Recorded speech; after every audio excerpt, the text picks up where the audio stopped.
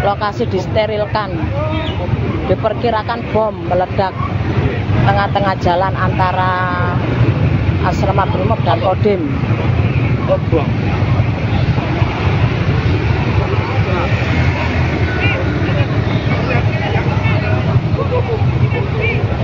Bahan korban, berapa?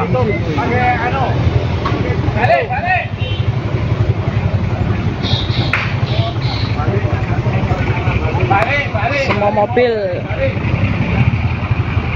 disuruh kembali sama petugas. Satu hari ini macet. Tutup total.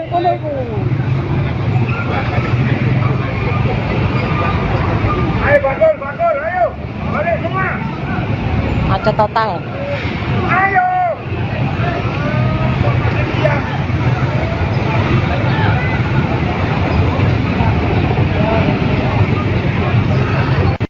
Terjadi ledakan Mako Brimob. Iki lho bom manunya. Jalan Gresik depan Mako Kodim. Pak, enggak wis. Tas, keliling. Ini atapnya apa ya? Pang deh, iya. Iya kan.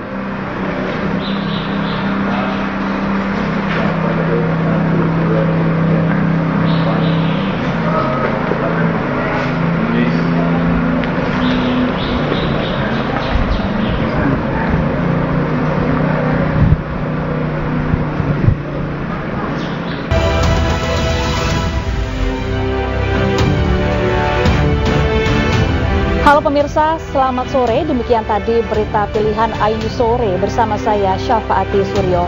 Pemirsa, ledakan keras terjadi di markas Satuan Brimob Polda Jawa Timur pagi tadi. Ledakan diduga berasal dari mortir sisa perang yang rencananya akan dimusnahkan. Terjadi ledakan Mako Brimob. Iki lho bom manunya. Warga di Jalan Gresik, Kerembangan, Surabaya, Jawa Timur panik. Ledakan keras terjadi di markas Satuan Brimob Polda Jawa Timur, tepatnya di kantor Subden Jibom Detasemen Gegana.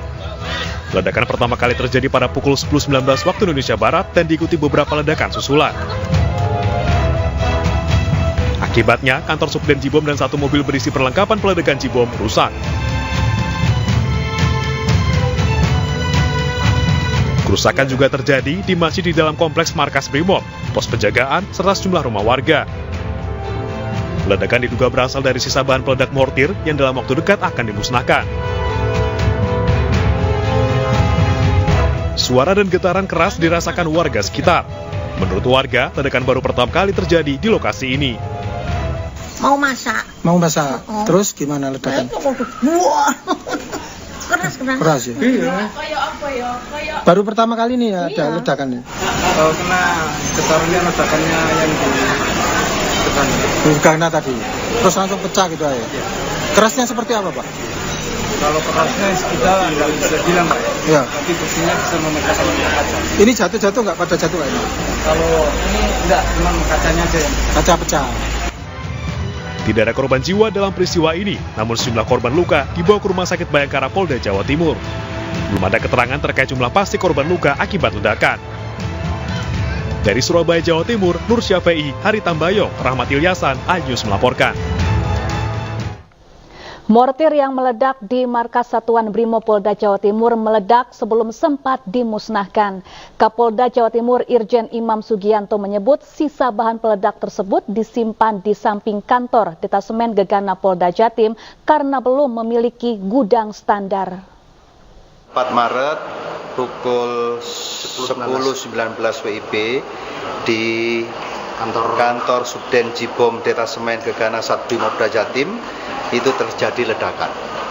Diduga ledakan ini berasal dari sisa-sisa temuan bahan peledak yang akan dimusnahkan, akan didisposal. Jadi kebetulan di Jibom Gegana Polda Jatim ini kita belum memiliki gudang yang standar. Jadi sisa-sisa bahan peledak itu disimpan di sebelah kantornya Dengegana.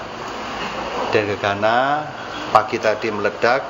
Alhamdulillah sementara tidak ada korban jiwa. Kerugian material kantor sama satu mobil D-Max yang berisi perlengkapan untuk meledakkan J-bom. Saat ini tim sedang bekerja dari Lakfor, kemudian dari didampingi oleh Gegana sendiri sedang olah TKP, mudah-mudahan termasuk di backup oleh reskrim dari Tanjung Perak. Mudah-mudahan nanti setelah mendapatkan hasil lengkap kita akan informasikan kepada rekan-rekan media. Sementara itu jenis bom yang meledak ini masuk dalam kategori low explosive. Sementara masuk kategori low explosive. Jenderal, beredar informasi ada salah satu anggota yang tewas bunuh diri. Ada beredar informasi seperti itu? Sementara tidak ada. Ini murni kecelakaan, ledakan yang tidak diduga dari sisa-sisa bahan peledak. Tim khusus dibentuk untuk menyelidiki peristiwa ledakan di markas Satuan Brimob Polda Jawa Timur. Polri meminta masyarakat menunggu perkembangan informasi dari Polda Jatim dan tidak menyebarkan hoaks.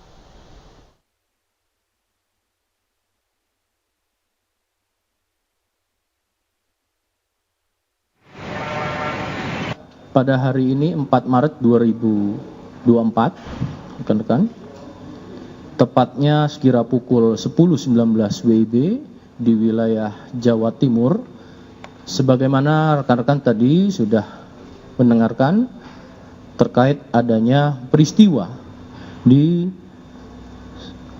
kantor Subden Zibom Detasemen Gegana Satbrimob Polda Jawa Timur. Terkait kasus tersebut sudah disampaikan oleh Pak Kapolda dan segera membentuk tim.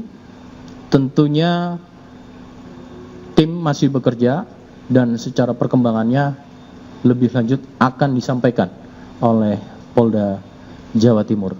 Maka tentunya teman-teman bisa menunggu hasil daripada tim, sehingga juga kami mengharapkan tidak ada informasi-informasi yang menjadi bagian daripada hoax yang kemudian dikembangkan. Tentu hasilnya kita sama-sama menunggu dari tim, baik itu dari forensik maupun dari Brimob Jawa Timur.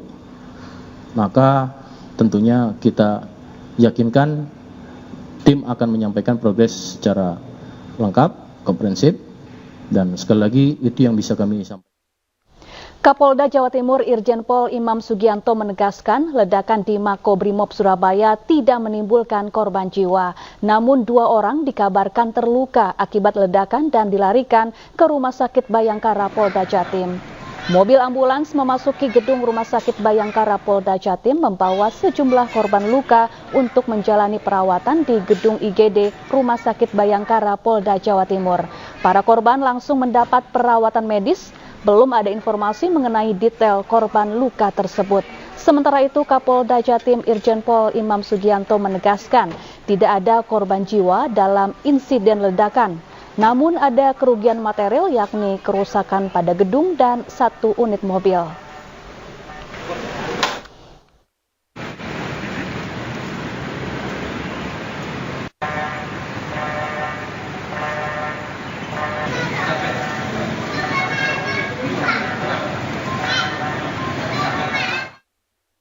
Ya, untuk mengetahui situasi terkini pasca ledakan di Makobrimob Surabaya, Jawa Timur, kami telah terhubung dengan rekan Nur Syafei dari Rumah Sakit Bayangkara Polda Jawa Timur dan juga ada Rahmat Ilyasan. Selamat sore, saya ingin ke Rahmat Ilyasan terlebih dahulu. Rahmat, saat ini bagaimana kondisi di lokasi pasca ledakan? Baik, selamat sore, Safa. Ya, saat ini Safa, saya masih berada di Rumah Sakit Bayangkara Polda Jawa Timur di kawasan Jalan Ahmad Yani, Surabaya. Meskipun tidak ada korban jiwa dalam ledakan Makobrimob yang ada di kawasan Jalan Gresik, Surabaya, namun saat ini 2 korban yang diduga dari anggota Brimob masih menjalani perawatan di Rumah Sakit Bayangkara Polda Jawa Timur. Dari pandangan kami yang ada di rumah sakit, bahwasanya awalnya dua ambulan yang datang adalah ambulan dari Brimob yang membawa 1 orang dan juga ambulan dari Polresta Tanjung Perak Surabaya, di mana ambulan yang membawa pasukan Brimob yang ada di ambulan lukanya tidak terlalu berat, hanya luka ringan karena saat masuk rumah sakit Bayangkara Polda Jawa Timur, dia hanya berjalan kaki menuju ruangan yang ada di Polda Jawa Timur. Kemudian yang kedua, korban adalah yang dibawa oleh ambulan dari Polresta Tanjung Perak Surabaya, ditandu dengan adanya kursi dorong dan juga dibawa ke rumah sakit Bayangkara Polda Jawa Timur untuk menjalankan perawatan intensif. Demikian, Safa. Baik, jadi Rahmat, dipastikan ada 2 korban luka akibat ledakan dan kondisinya tidak begitu parah ya, Rahmat, dan hingga kini apakah masih dirawat di Rumah Sakit Bayangkara atau sudah bisa diperbolehkan pulang ke rumah masing-masing? Baik, Safa, sejauh ini dari pandangan kami yang ada di Rumah Sakit Bayangkara Polda Jawa Timur, kedua korban ini hanya luka ringan. Yang satu tidak ditandu di bawah di tempat tidur, namun yang satunya di bawah pakai tandu, yang kemudian dibawa ke Rumah Sakit Bayangkara Polda Jawa Timur dan saat ini masih menjalankan proses penyembuhan. Dan menurut kami yang ada di lapangan tidak ada perwira pun yang saat ini memberi keterangan siapa korban dari ledakan yang ada di Makobrimob di kawasan Jalan Gresik, Surabaya. Demikian, Safa. Baik, saat peristiwa terjadi, di mana kedua korban ini berada? Menurut pandangan kami yang ada di lapangan, bahwasanya kedua korban ini berada di Makobrimob. Kemudian adanya ledakan itu, 2 korban ini dan juga diduga dari anggota Brimob saat ini dilarikan ke rumah sakit Bayangkara Polda Jawa Timur, karena di Rumah Sakit Bayangkara Polda Jawa Timur ini adalah rumah sakit yang lengkap dari segi peralatan dan juga segi medis dibanding peralatan rumah sakit Polri yang ada di Jawa Timur. Demikian, Safa. Baik, terima kasih Rahmat Ilyasan dari Rumah Sakit Bayangkara. Selanjutnya kita beralih ke Nur Syafei yang ada di lokasi kejadian. Selamat sore Nur Syafei, bagaimana situasi terkini di sana dan apa perkembangan dari pemeriksaan tim khusus Polri yang memeriksa ledakan di sana? Ya, selamat sore Safa dan pemirsa. Saya sekarang berada di Mako Detasemen Gegana Polda Jatim, Jalan Gresik, Surabaya. Pasca kejadian, tim lapor dari Polda Jatim melakukan olah TKP dari tim lapor Polda Jatim, dan saat ini Kapolda Jatim Irjen Pol Imam Sugianto sekarang lagi mengecek lokasi kejadian, tepatnya di gudang penyimpanan yang diduga mortir meledak tersebut. Hingga saat ini kita masih belum dapat statement dari Bapak Kapolda Jatim karena saat ini masih melakukan pengecekan di lokasi kejadian. Berikut, Safa. Baik Nur Syafei, jadi hari ini atau sore hari ini apakah olah TKP masih berlangsung di sana? Saat ini olah TKP sudah selesai sekitar pukul 3 sore tadi. Namun saat ini ada Bapak Kapolda Jatim yang ada di lokasi kejadian, namun kita tidak diperkenankan untuk mengambil gambar. Sekaligus di sini kondisinya hujan deras, jadi sekarang para awak media sekarang lagi berteduh di tempat ini Brimob Polda Jatim ini, menunggu statement dari Bapak Kapolda Jatim yang meninjau lokasi. Hingga saat ini masih belum keluar. Berikut, Safa.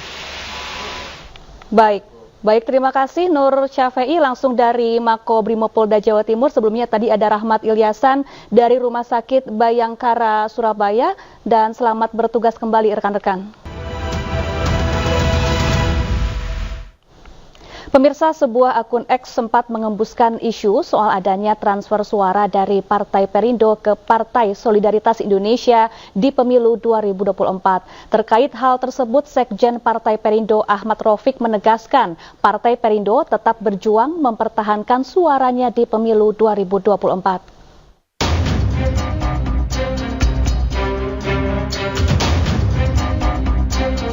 sebuah akun X sempat menghembuskan isu soal adanya transfer suara dari Partai Perindo ke Partai Solidaritas Indonesia atau PSI di pemilu 2024. Tweet tersebut diunggah pada Rabu 28 Februari lalu oleh akun bernama @dalamistana. Dalam tweet tersebut menjelaskan operasi transfer suara itu melibatkan partai-partai mediocre yang terancam suaranya tak lolos ambang batas parlemen. Terkait hal tersebut, Sekjen Perindo Ahmad Taufik menegaskan Partai Perindo tetap berjuang mempertahankan suaranya di pemilu 2024 dan menegaskan bahwa Partai Perindo tidak pernah membagikan, menjual, dan mentransfer suara kepada partai tertentu. Partai Perindo justru mengkoordinasikan ke seluruh jajaran dari tingkat provinsi, kabupaten, kota, kecamatan untuk mengawal dan mengamankan semua suara yang ada di Partai Perindo. Tuduhan yang ada di sosial media itu sama sekali tidak benar. Itu adalah fitnah, itu adalah hoax. Dan Partai Perindo justru menjaga suaranya satu demi satu agar apa yang menjadi harapan untuk bisa mencapai 4% itu dapat terwujud. Tak hanya itu, Partai Persatuan Pembangunan P3 meminta KPU memeriksa dengan benar adanya perbedaan hasil rekapitulasi KPU dengan Sirekap soal jumlah suara PSI. Sementara Wakil Ketua Badan Pemenangan Pemilu DPP Partai Persatuan Pembangunan Ahmad Baidowi menilai ada penurunan suara P3 dan kenaikan suara PSI yang tidak wajar. Menurutnya, apabila jumlah TPS terus bertambah, seharusnya P3 tetap atau naik, bukan turun. Hal itulah yang terus menjadi sorotan lantaran perbedaan hasil rekapitulasi KPU dengan Sirekap yang menunjukkan suara PSI menggelembung naik. Dari Jakarta, Rizky Ihwal, Nadifa, iNews melaporkan.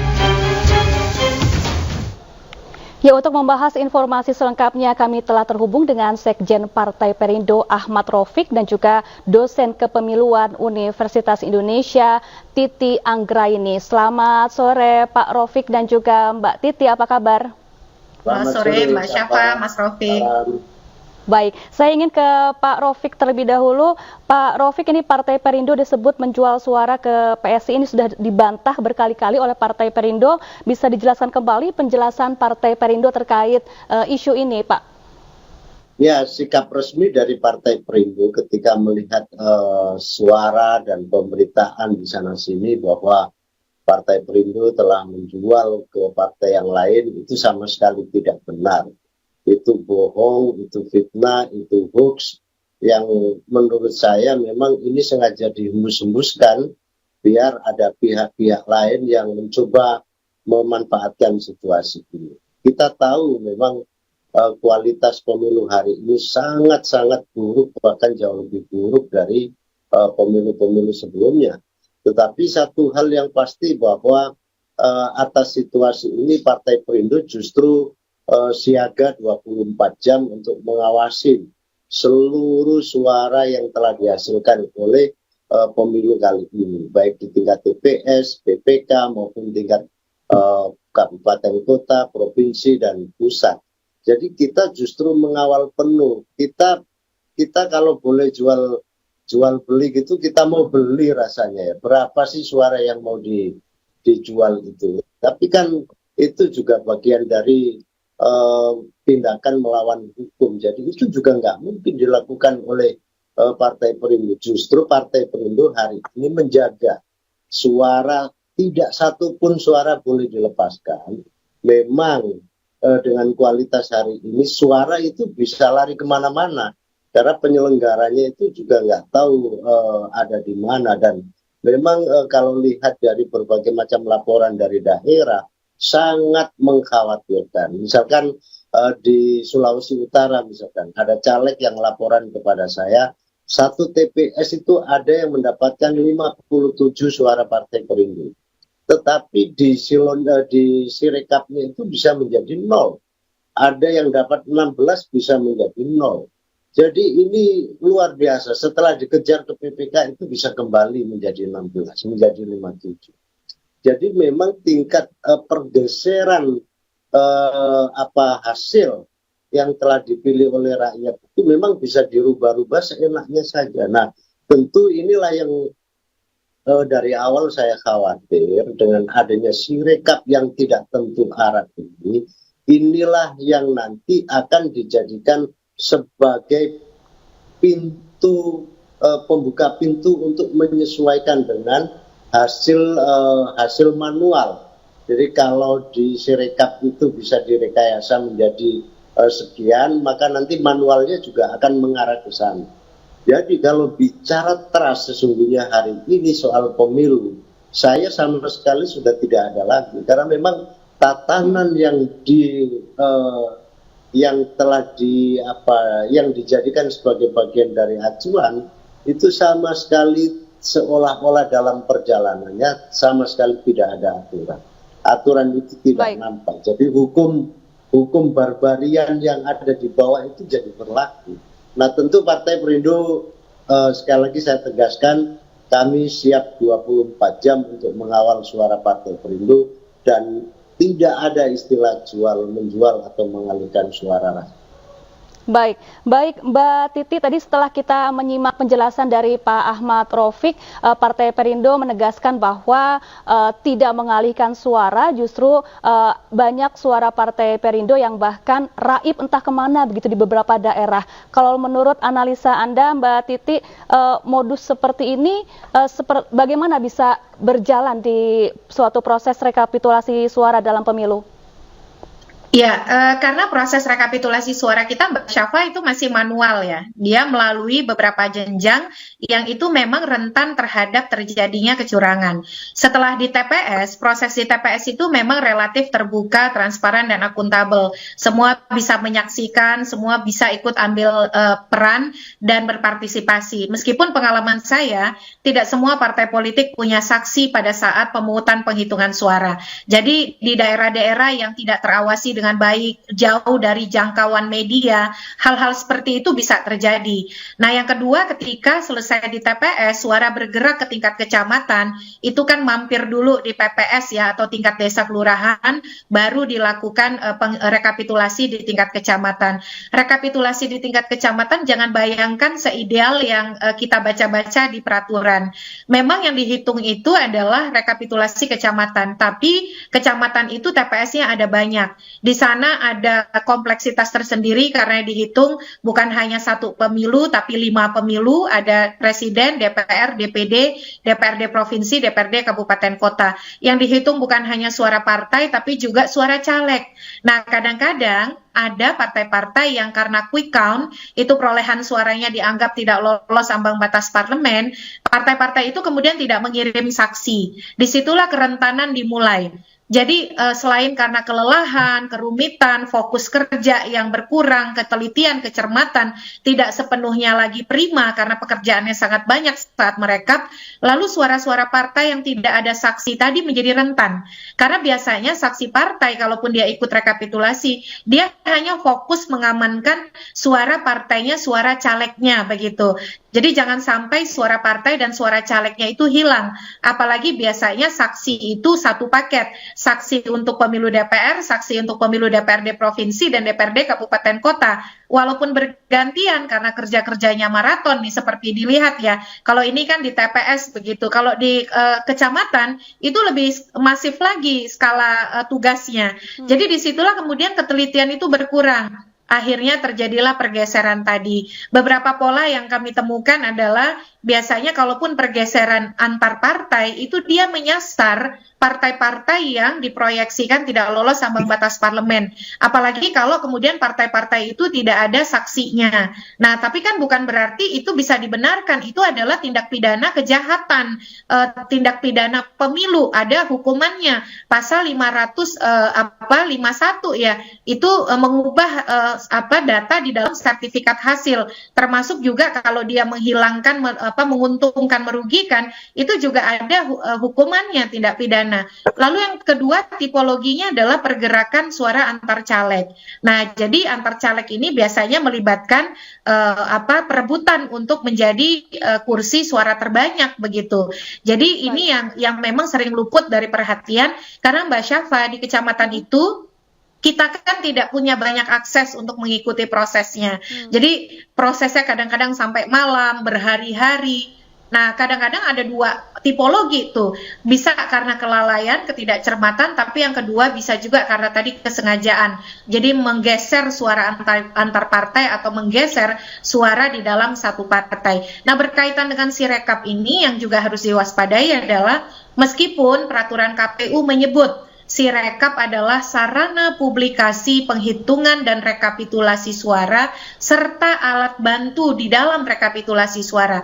Tapi kalau kita ikuti prosedur di kecamatan, data yang ditampilkan sebagai dasar untuk merekap, jadi merekap itu kalau di kecamatan dibantu dengan komputer dan proyektor yang ditampilkan dan dikoreksi bersama. Nah, basis data yang ditampilkan itu adalah data dari Sirekap. Jadi kalau Sirekapnya anomali, lalu yang ditampilkan yang data anomali tadi, tidak ada koreksi dari para saksi, saksinya tidak datang, Panwaslu-nya juga tidak mengkoreksi, maka dia akan terbiarkan menjadi penggelembungan suara. Oke, Pak Rofik, apa saja fakta-fakta yang ditemukan Partai Perindo terkait anomali dalam penghitungan suara ini? Kemudian adakah rencana untuk melakukan upaya hukum misalnya jika sudah mengantongi bukti-bukti kejanggalan tersebut? Ya, begini. Jadi kalau sudah terkait dengan upaya hukum, ini kan namanya maling itu jauh lebih canggih daripada yang dimaling kan. Jadi kalau sudah bicara terkait dengan penyelamatan suara, itu jalan satu-satunya adalah satu di PPK. Para saksi ini juga harus mampu berteriak keras, bertempur, bahkan berantem. Saya mendengar di banyak pihak saksi-saksi yang ada di PPK itu lebih banyak orang-orang yang keras daripada pimpinan partai. Karena di situ proses pengalian suara itu terjadi begitu rupa sebagaimana apa yang disampaikan oleh Mbak Titi tadi. Kalau itu masih jebol berarti di tingkatan kabupaten kota. Tetapi rekapitulasi suara di tingkatan kabupaten kota ini praktis tidak banyak merubah apa-apa. Justru hidup matinya partai itu bertahan atau tidak itu ada di PPK. Dan kita semua tahu bahwa dari segala macam jenis permainan itu ada di situ. Bahkan ada yang sempat mengganti chip plano yang baru, bahkan semacam-macam pokoknya. Ada puluhan cara mereka untuk melakukan proses manipulasi. Nah, kalau di tingkat kecamatan ini jebol ya sudah. Untuk mencari keadilan itu ya hanya ada di MK. Nah, MK ini problemnya adalah itu hanya soal hitung-hitungan, mahkamah kalkulator. Jadi mencari keadilan di MK itu dalam konteks ini itu juga walaupun memang itu pintu satu-satunya, tetapi itu juga tidak menyelesaikan masalah. Kita punya C1 hasil yang asli pun, mereka juga punya C hasil yang sama-sama asli dengan nilai yang berbeda. Jadi intinya memang dalam situasi hukum pemilu yang sangat rimba ini, yang sangat barbarian ini, ya perjuangannya hanya di PPK. Di luar itu rasa-rasanya kita sulit untuk mencari keadilan. Ya. Baik, Mbak Titi, ada dugaan suara parpol yang hilang. Di sisi lain ada suara parpol yang tiba-tiba melejit begitu. Nah, kalau berdasarkan catatan Anda, Mbak Titi, apa saja kesemrautan yang terjadi di pemilu 2024 ini? Iya, tadi menambahkan Mas Rofik ya, satu lagi yang harus kita tagih itu Mas Rofik adalah pengawas pemilu. Pengawas pemilu itu kan di setiap tingkatan ada ya, harusnya kalau mereka bekerja dengan benar, tadi itu bisa dikoreksi dan dikontrol. Jadi mestinya pengawas pemilu tidak membiarkan rumor-rumor yang sudah beredar ataupun temuan di sosial media itu terdiamkan begitu saja. Justru itu harus jadi temuan yang mereka proses karena mereka punya tanggung jawab soal itu. Nah, yang kedua soal catatan ya, salah satu modus yang ditemukan, dan ini sebenarnya modus lama tapi agak nekat memang, yaitu adalah memanfaatkan suara tidak sah. Jadi surat suara tidak sah pemilih itu diambil dan dikonversi menjadi perolehan suara partai. Walaupun itu muncul di Sirekap dan dalihnya selalu menyatakan rekapitulasi di kecamatan itu manual, tapi tadi data Sirekap itu basis untuk rekap yang manual tadi. Jadi kalau tidak ada koreksi terhadap kesalahan pendataan itu, maka itu akan terbiarkan menjadi penggelembungan. Karena ini anomalinya tidak wajar. Kalau di awal itu karena kesalahan sistem membaca OCR ataupun OMR. Tetapi ini memindahkan itu bukan salah baca. Karena bagaimana mungkin misalnya angka 10 diambil 2, angka 10 diambil 8, 8-nya pindah masuk ke perolehan suara partai. Serasa-rasanya tidak mungkin sistemnya begitu ya. Dan itu berkaitan dengan karakter atau tanda begitu. Nah, memang di kecamatan ini catatannya Mbak Syafa, prosesnya sudah selesai. Rekap di kecamatan sudah berakhir tanggal 2 Maret. Yang kita tunggu adalah diunggah seluruh dokumen D-hasil atau hasil pindai D-hasil ke Sirekap supaya kita bisa mengecek temuan-temuan data anomali pergeseran suara tidak sah menjadi suara partai, apakah itu berlanjut menjadi hasil rekapitulasi yang ditetapkan oleh PPK atau tidak. Kalau ternyata hasil murni dari C-hasil yang dihitung, berarti tidak ada masalah. Sistemnya yang harus diteliti, diperiksa siapa yang terlibat di dalam pergeseran itu. Saya rasa sih bukan sistem ya, itu nampaknya sudah melibatkan operator. Nah, jadi kita tunggu ini salinan D-hasil namanya, sertifikat D-hasil kecamatan diunggah, dan Mas Rofik bersama kawan-kawan harus memeriksa kembali data anomali itu tetap eksis atau tidak begitu. Oke, terakhir Pak Rofik, bagaimana upaya Partai Perindo berjuang mengawal jalannya proses rekapitulasi suara yang masih berlangsung hingga kini?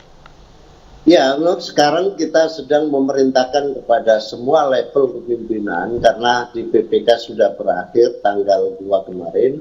Maka sekarang kita tunggu di tingkat kabupaten kota, dan kabupaten kota itu ya sifatnya hanya merekap. Tentu kita akan minta dibuka kepada TPS-TPS tertentu atau di salah satu kecamatan yang kita mendapatkan sebuah temuan-temuan, tapi itu ya memang sifatnya hanya sekedar mempertanyakan yang ya kita bisa memperlakukannya seperti di kecamatan, tapi dalam pengalaman yang ada 5 tahun yang lalu itu juga tidak gampang. Intinya kami kawal di tingkat kabupaten kota, provinsi sampai ke tingkat pusat, dan kami juga pasti akan mempersiapkan diri berbagai macam temuan-temuan itu untuk dibawa ke MK. Karena itu jalan yang formalitas untuk mencari keadilan. Walaupun belum tentu kita juga akan menemukan keadilan di situ. Baik, terima kasih Pak Ahmad Rofik, Sekjen Partai Perindo, dan juga Mbak Titi Anggraini, dosen kepemiluan UI, telah bergabung bersama kami di iNews Sore. Pemirsa, massa pendukung salah satu caleg DPR RI melakukan aksi protes di Hotel Aston Jember, tempat pleno penghitungan suara tingkat Kabupaten Jember, Jawa Timur.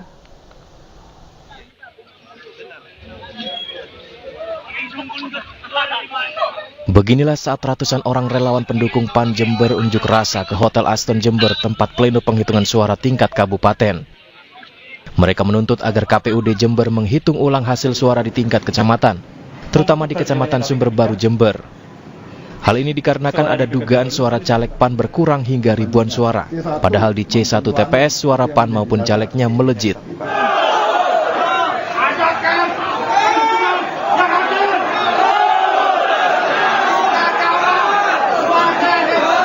Hal ini menimbulkan kecurigaan ada permainan dari pihak PPK yang merubah hasil suara.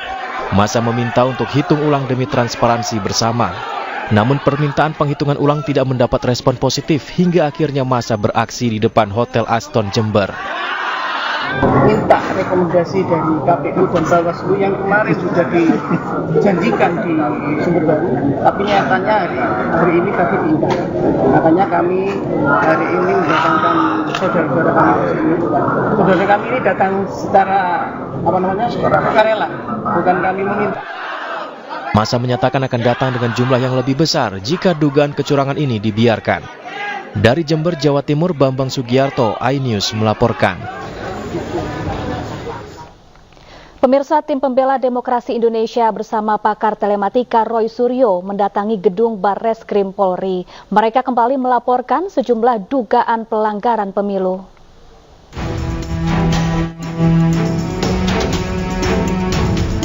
Sekelompok masyarakat yang mengatasnamakan Tim Pembela Demokrasi Indonesia kembali melaporkan sejumlah dugaan pelanggaran pemilu ke Bareskrim Polri. Kali ini TPDI mengajak pakar telematika Roy Suryo dan sejumlah bukti-bukti lainnya. Adapun dugaan pelanggaran pemilu yang dilaporkan antara lain masalah perangkat lunak atau software, langkah-langkah tidak wajar dalam penyelenggaraan pemilu, keterangan tidak sesuai fakta, penyebaran hoax, hingga penyalahgunaan anggaran. Saya akan menjelaskan bukti-bukti apa yang ada, yang itu memperkuat bahwa bukan hanya soal kecurangan, tapi juga ada tindakan melawan hukum, yang itu jelas. Dan itu ranahnya ada di Bareskrim, ranahnya bukan kepada Gakumdu atau apa, ya. Nah, jadi itu yang saya bawa. Jadi hari ini saya diajak langsung untuk menjelaskan kepada tim yang nanti akan menerima. Nah, nanti mungkin kesempatan berikutnya baru kemudian diungkap bukti-bukti. TPDI dan Roy Suryo kemudian menjelaskan secara teknis terkait dugaan pelanggaran pemilu beserta sejumlah bukti kepada penyidik Bareskrim Polri. Dari Jakarta, Galuh Pandu, Andri Setiawan, Rizky Solehudin, iNews melaporkan. Presiden Joko Widodo meminta masyarakat meminta penjelasan langsung dari KPU terkait lonjakan suara Partai Solidaritas Indonesia. Sementara KPU masih melakukan rekapitulasi suara berjenjang dan meminta masyarakat menunggu hasil resmi.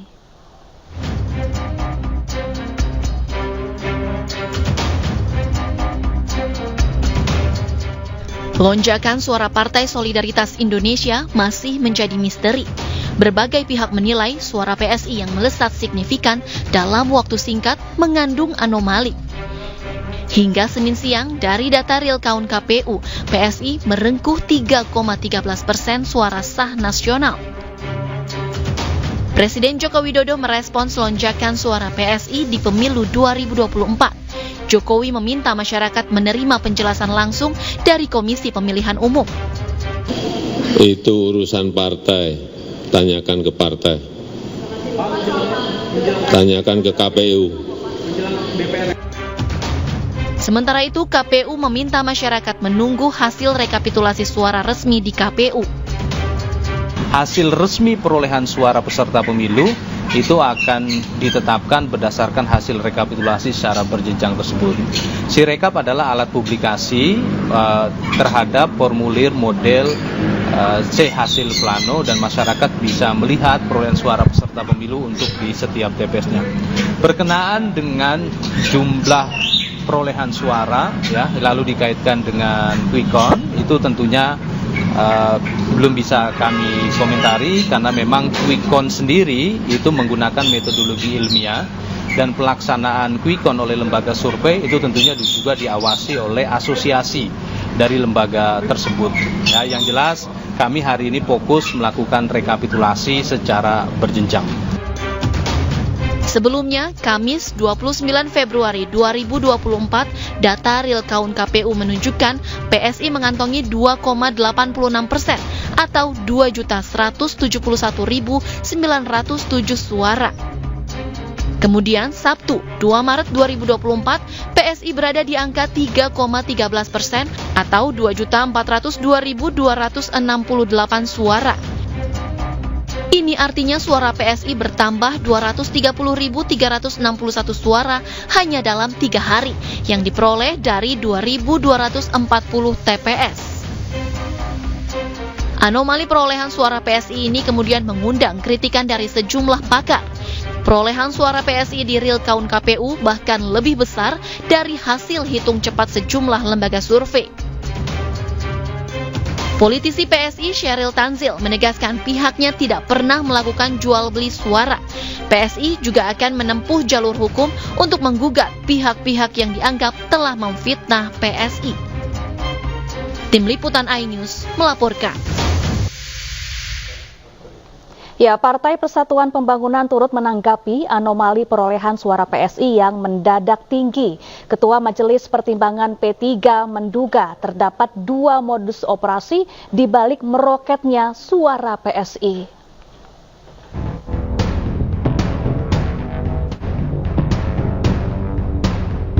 Partai Persatuan Pembangunan turut menanggapi anomali perolehan suara PSI yang mendadak tinggi. Ketua Majelis Pertimbangan P3 Romah Hurmuzi menduga terdapat dua modus operasi di balik meroketnya suara PSI agar partai yang diketuai anak bungsu Presiden Jokowi, Kaisang Pangarep, lolos ke parlemen. Modus pertama menurut Romi yakni memindahkan suara partai yang jauh lebih kecil kepada partai tertentu. Modus kedua memindahkan suara yang tidak sah kepada partai tertentu. Selain itu, Romi juga mengusulkan agar anomali melambungnya suara PSI dapat dibongkar melalui mekanisme hak angket. Sejauh ini, P3 termasuk sebagai partai yang mendorong digulirkannya hak angket untuk mengusut dugaan kecurangan pemilu. Dari Jakarta, Tim Liputan iNews melaporkan. Ada kembali di iNews Sore, kali ini bersama saya Breman Athena ya pemirsa. Cuaca buruk dengan intensitas hujan tinggi membuat sungai keruh meluap. Akibatnya sebuah ekskavator proyek perbaikan jembatan di Kabupaten Pekalongan, Jawa Tengah hanyut terbawa arus.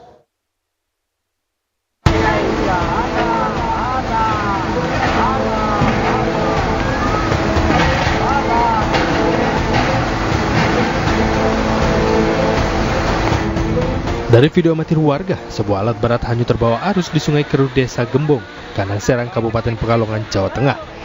Ekskavator yang hanyut merupakan alat berat untuk proyek perbaikan jembatan di desa setempat. Beruntung, sopir alat berat dapat menyelamatkan diri dari keluar kabin dibantu oleh warga. Cuaca buruk dengan intensitas hujan tinggi mengakibatkan Sungai Keruh meluap. Dan dari dinas terkait terjadilah hujan deras sehingga bego tersebut terseret oleh arus. Karena Sungai Kalikeruh arusnya sangat kencang sekali. Dan alhamdulillah tidak ada korban jiwa. Selain meluapnya arus sungai, hujan deras juga mengakibatkan tebing setinggi 5 meter menimpa rumah warga Desa Sidumulyo, Kecamatan Lebak Barang.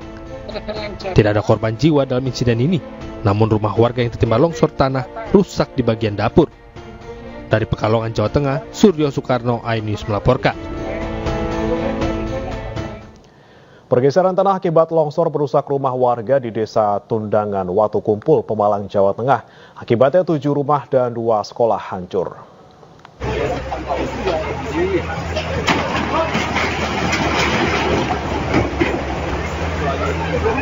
Beginilah kondisi rumah-rumah yang hancur dikarenakan pergeseran tanah yang disebabkan tanah longsor. Terjadi di Desa Tundagan, Watu Kumpul, Pemalang, Jawa Tengah. Di SD 01. 7 rumah warga dan 2 sekolah dasar di Desa Tundagan, Watu Kumpul, Pemalang rusak akibat tanah bergerak dan tertimpa material lumpur serta bebatuan. Hujan deras dengan intensitas tinggi terjadi beberapa hari di kawasan pegunungan Pemalang, Jawa Tengah, menjadi salah satu pemicu longsoran. Terjadi longsor yang menimpa 9 rumah, hilang total 7 rumah rusak berat, 3 rumah rusak ringan, dan ada beberapa rumah rusak terdampak, dan ada 1 sekolah dasar. Dan ini di lokasi kejadian Dusun Sirungge, Desa Tundagan, dan ada sekitar 113 pengungsi. Dan inilah lokasinya di Desa Tundagan, Dusun Sirungge. Kami atau pihak desa taruh di kondisi rumah-rumah yang hancur dan pergeseran tanah yang masih terjadi membuat puluhan warga mengungsi di kantor kepala Desa Tundagan. Dari Pemalang, Jawa Tengah, Suryono Soekarno, iNews melaporkan. Pergeseran tanah juga terjadi di Kabupaten Bandung Barat, Jawa Barat, dan Brebes, Jawa Tengah. Akibatnya puluhan rumah warga mengalami kerusakan berat. Allahu Akbar, Allahu Akbar, Allahu Akbar, Allahu. Beginilah kondisi ambruknya bangunan sekolah dan rumah warga di Babakan Talang di Desa Cibedu. Pergeseran tanah juga terjadi di Kampung Cigombong, Kecamatan Rongga, Kabupaten Bandung Barat. Puluhan bangunan hancur usai tanah bergeser. Hingga saat ini pergeseran tanah masih kerap terjadi dan sangat membahayakan warga.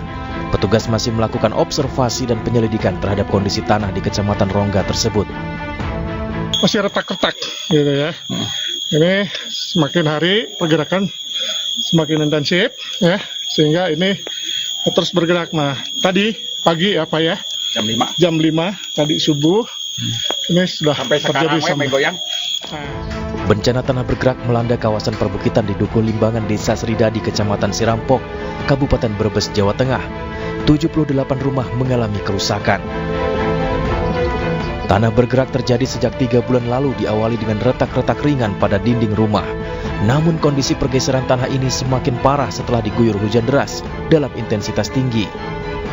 Hujan deras dari sore sampai jam 10 malam, sekitar jam 10 malam, itu memang mengakibatkan retak yang luar biasa sehingga resapan air masuk ke dalam tanah, sehingga imbasnya ke bawah juga sana ikut retak dan banyak yang Total ada berapa rumah? Total ada 78 rumah, 35 rusak berat, 22 rumah rusak ringan, dan yang terdampak ada 12 rumah. Hujan yang masih kerap turun dan rumah yang sudah rusak ditambah potensi tanah bergerak yang masih bisa terjadi membuat warga desa Sridadi terpaksa mengungsi. Dari Bandung, Jawa Barat dan Brebes, Jawa Tengah, Yuwono, Unibar, iNews melaporkan. Pemirsa, hari ini Presiden Joko Widodo berangkat ke Australia untuk menghadiri konferensi tingkat tinggi ASEAN Australia. Senin pagi tadi Presiden Jokowi bertolak ke Melbourne, Australia guna menghadiri konferensi tingkat tinggi atau KTT khusus ASEAN Australia. KTT digelar untuk merayakan 50 tahun kemitraan ASEAN dan Australia. Selama di Australia, Presiden Jokowi mendorong kerjasama di berbagai bidang, salah satunya kerjasama dalam pembangunan IKN dan penghormatan hukum internasional dalam isu Palestina.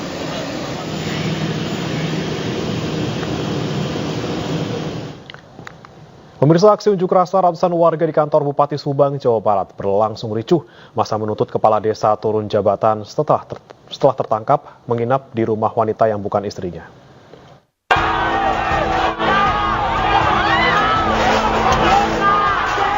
Unjuk rasa ratusan warga Kalensari, Kabupaten Subang, Jawa Barat di kantor Bupati Subang ricuh Senin siang. Kericuhan terjadi ketika massa memaksa masuk ke kantor Bupati Subang. Warga merobohkan gerbang kantor Bupati Subang yang dijaga ketat oleh petugas kepolisian dan Satpol PP.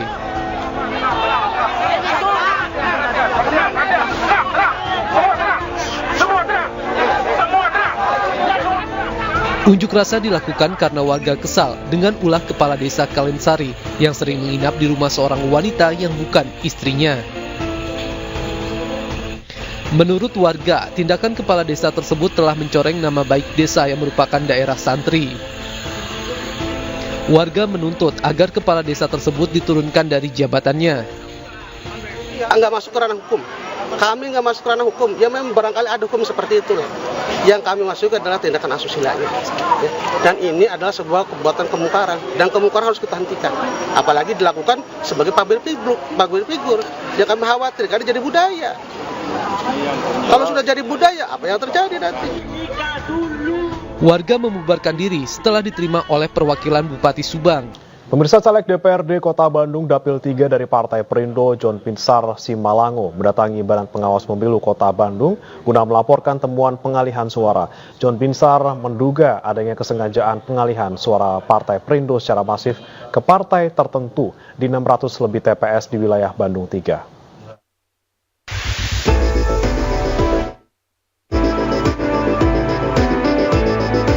Temuan pengalihan suara ke partai lain di 600 TPS di Kota Bandung dilaporkan caleg Partai Perindo John Pinsar Simalango ke Badan Pengawas Pemilu Kota Bandung.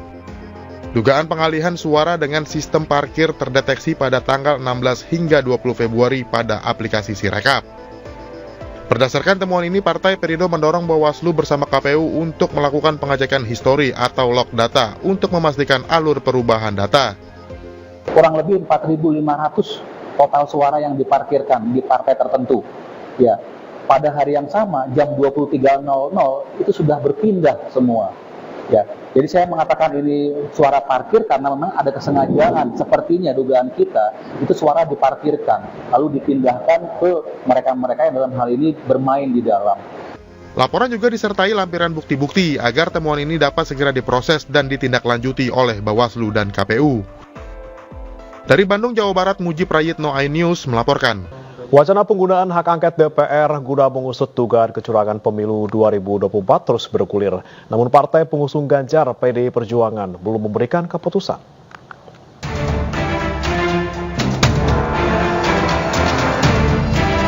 Terima kasih Alia. Penggunaan hak angket di DPR untuk mengungkap dugaan kecurangan pemilu 2024 terus mengemuka. Rencana ini mulanya didorong oleh calon presiden nomor urut 3 Ganjar Pranowo yang merupakan kader PDI Perjuangan. Bak Gayung bersambut.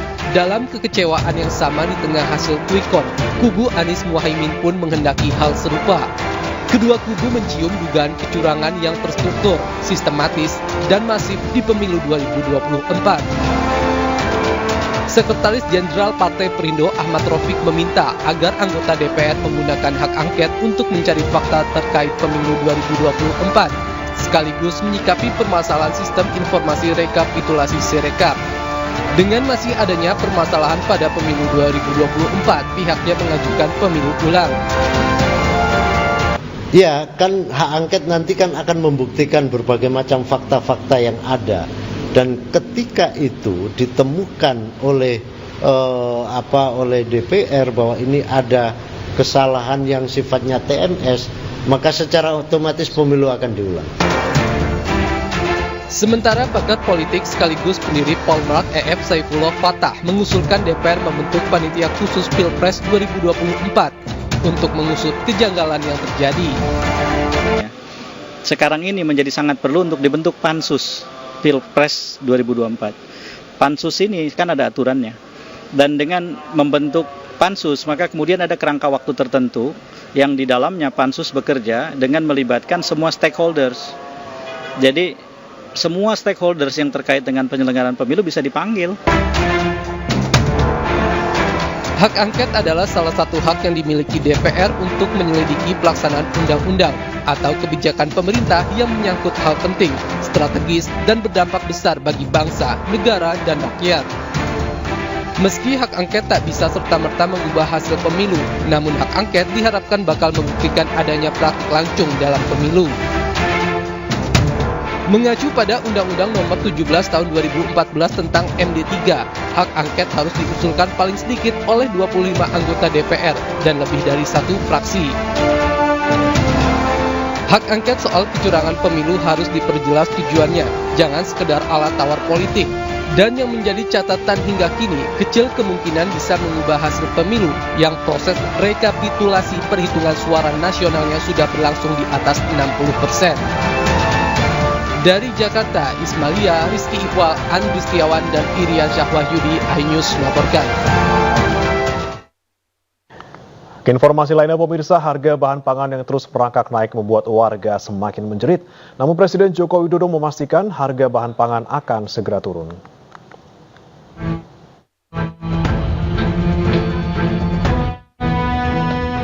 Di Gunung Kidul, Yogyakarta, harga beras dan telur terus merangkak naik.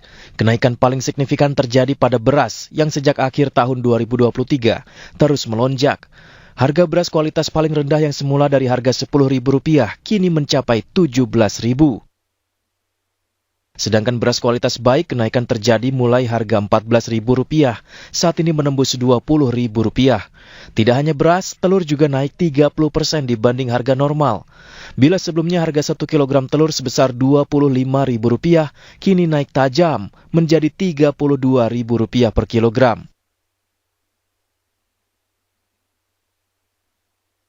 Tidak hanya itu, harga cabai merah juga terus merangkak naik. Di Pasar Modern Cibadak, Kabupaten Sukabumi, Jawa Barat, kenaikan harga cabai sudah terjadi dalam sepekan terakhir. Cabai merah besar yang semula Rp60.000 kini naik menjadi Rp100.000 per kilogram. Harga cabai merah keriting kini sudah mencapai harga Rp80.000 per kilogram. Kan saya catering, jadi berasa banget gitu, gimana ngambil keuntungannya ya, gitu. Apalagi kan sehari-hari harus ada selalu ada sambal, tanpa sambal nggak enak tuh makan. Sementara itu Presiden Joko Widodo pastikan harga pangan terutama beras akan terus menurun, lantaran panen raya diperkirakan terjadi bulan Maret hingga bulan April mendatang. Ini mau lebaran. Sehingga persiapan-persiapan mengenai ketersediaan utamanya bahan pokok itu menjadi sangat penting. Untuk beras saya kira stoknya nggak ada masalah dan bahan-bahan yang lainnya nanti akan secara detail akan saya lihat di lapangan. Tapi di beberapa pasar coba dilihat sekali lagi, dilihat mengenai beras di pasar Cipinang atau di pasar Johar di Kerawang sudah mulai turun, dan kita harapkan karena panen raya ini akan di lapangan mulai panen, dan panen raya segera mungkin dalam 1 bulan ke depan akan terjadi. Saya kira harga itu akan turun banyak. Gabah juga saya mendapatkan informasi di lapangan sudah turun, tetapi juga turunnya jangan drastis karena petani juga perlu diberikan ruang keuntungan. Kenaikan harga beras tercatat terjadi di 37 provinsi di Indonesia. Meski harga beras tinggi, namun pemerintah memastikan persediaan beras nasional aman. Tim Liputan iNews melaporkan.